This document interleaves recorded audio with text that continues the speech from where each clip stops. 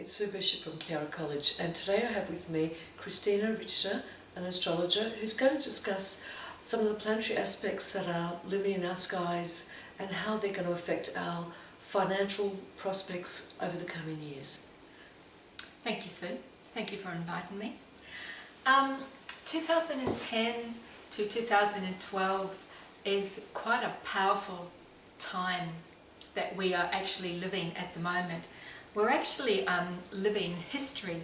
We are actually embarking on a new way of living on really on all levels. And this is unprecedented, isn't it? That's right. We have the big mover and shakers in astrology, Saturn, Uranus and Pluto, all in cardinal aspects, and cardinal planets are around action. And they are all in connection from about July onwards for a period of a couple of years or so, and further than that. The decade that we are in right now, we're actually living history, because not only is that happening, but we have Neptune going into Pisces, which hasn't happened for 165 years. This planetary alignment hasn't happened for 80 years, and the last time that happened was in the 1930s. And we all know what happened exactly. in the 1930s. We had the Great Depression. We had World War II. The seeds for World War II started in the early 30s without alignment. Major stock market crash in the late 1929 of October, and this was all activated by a similar connection of planets that we have currently going on in our solar sky. Is that going to play out exactly the same, or because our consciousness has shifted and the alignments are slightly different, that it will play out in a different way? I feel that as we have evolved as human beings, that we are a lot more conscious, and we are going into an age now where we are a lot more conscious. Neptune's going into Pisces, as I mentioned earlier. It's the end of the Mayan calendar, so we are all going into a new phase of change. And also astrologically, we've left Pisces and we're going into an age of 2,000 years of Uranus, which is Aquarius, which is all about change and revolution and being awakened. So it's doing things differently. Yes. It doesn't mean that we're not going to have a recession, because I do believe that we will be seeing the seeds of double dip and depression further down the track. Yes. But we will handle it differently. Our outlook will be different to what it was in the 30s. Our outlook would be different. The themes will be the same, but that we will have more choices, and what we do with those choices will determine the outcome. Some of the themes that played out in the 1930s, which is going to play out this time as well, were themes all around change and new beginnings.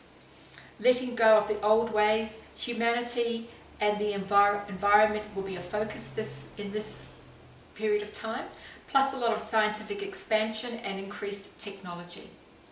And there'll be a lot more, I use the word loosely, but a lot more spiritual awareness.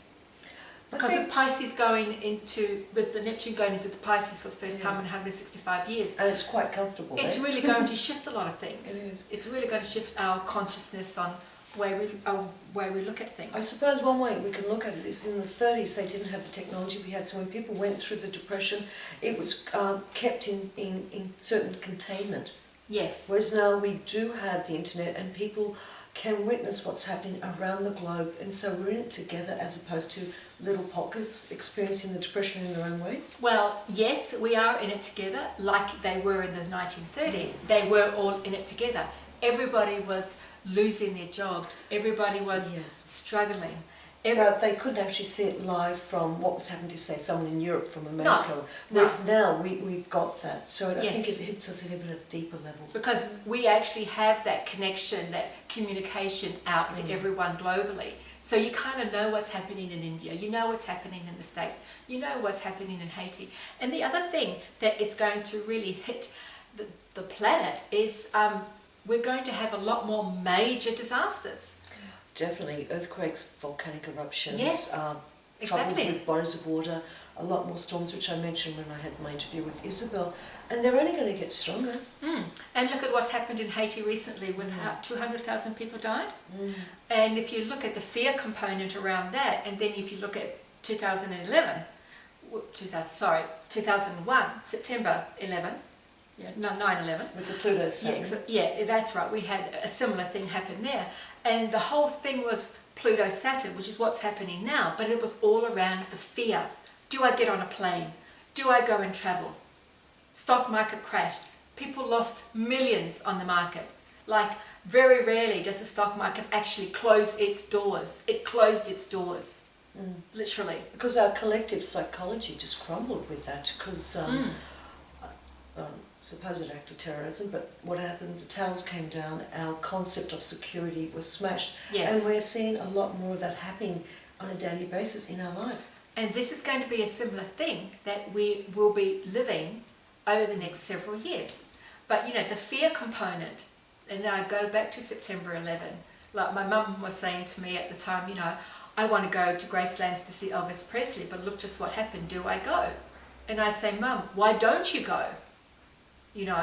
She was living halfway around the world, and yet what happened in the States was affecting her in Germany.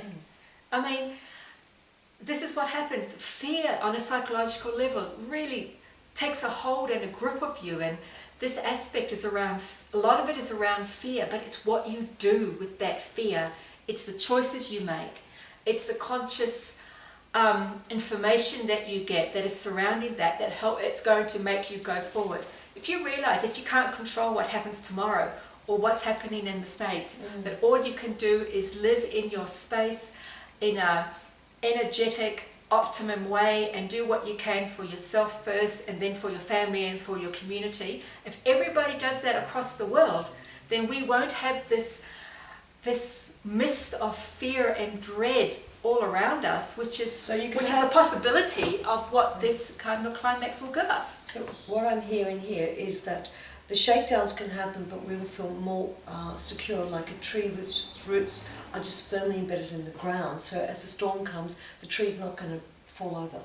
But if you're not going to do that processing of fear and move beyond it, you will feel... You get caught up in the gulf. You'll get caught up in it. You'll get caught up in the gulf and you'll be taken away by the tide, and you will feel powerless.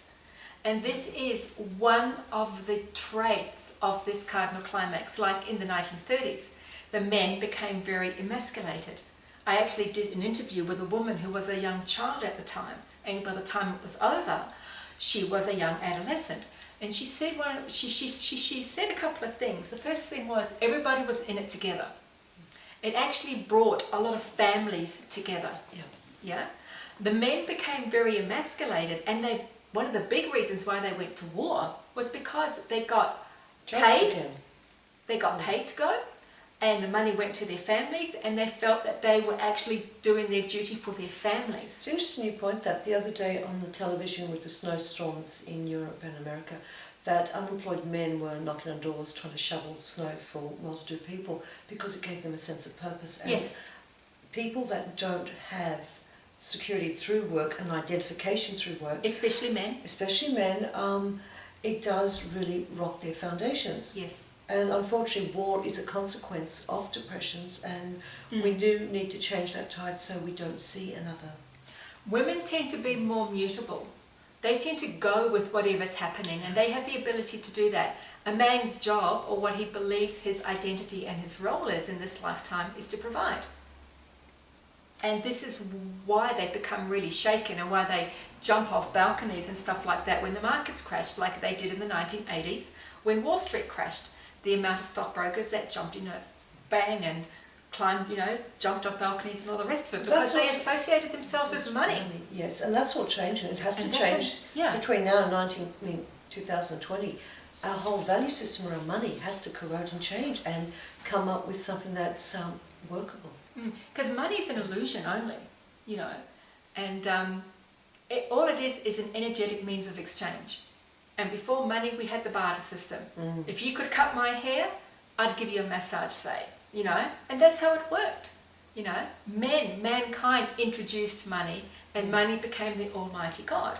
We have to get back to what is real. We have to get back to what is natural. We have to get back to what is functional and practical and what is needed on a daily basis. And this is what this aspect is trying to do.